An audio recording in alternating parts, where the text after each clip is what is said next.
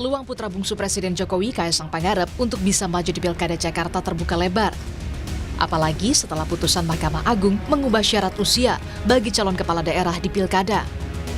Namun, Wakil Presiden terpilih Gibran Rakabuming Raka enggan berkomentar banyak soal pencalonan adiknya di Bursa Cagup Jakarta. Kaesang aja ya untuk pilgub dan lain-lainnya. Tanya Kaesang. Menantu Presiden Jokowi Bobi Nasution pun membocorkan isu Kaesang turun pilkada.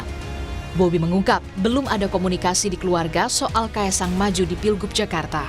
Hanya Kaesang lah ya. Atau mungkin ada ngobrol-ngobrol sama Mas Bobi gitu terkait dengan Mas Kaesang di Pilkada DKI? Belum ada telepon-teleponan. Berbeda dengan Bobi, Ketua Umum Partai Amanat Nasional menyebut Presiden Joko Widodo tak mengizinkan putra bungsunya maju di pemilihan gubernur. Bapak barusan habis rapat. Pak, gimana kalau Kaesang maju Wagub Jakarta? Waduh gitu. Jangan Pak Zul, kira-kira gitu. Tadi. Iya, Pak Jokowi tadi iya.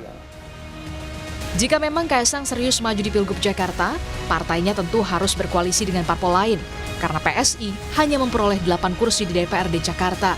Setidaknya ada 5 parpol yang meraih suara tertinggi di Jakarta, mulai dari PKS, PDIP, Gerindra, Demokrat, dan juga Partai Amanat Nasional. Jika memang putra bungsu Presiden Jokowi ini benar-benar maju di Pilgub Jakarta pada bulan Agustus mendatang, benarkah jadi suatu kejutan bagi publik? Tim Liputan, Kompas TV.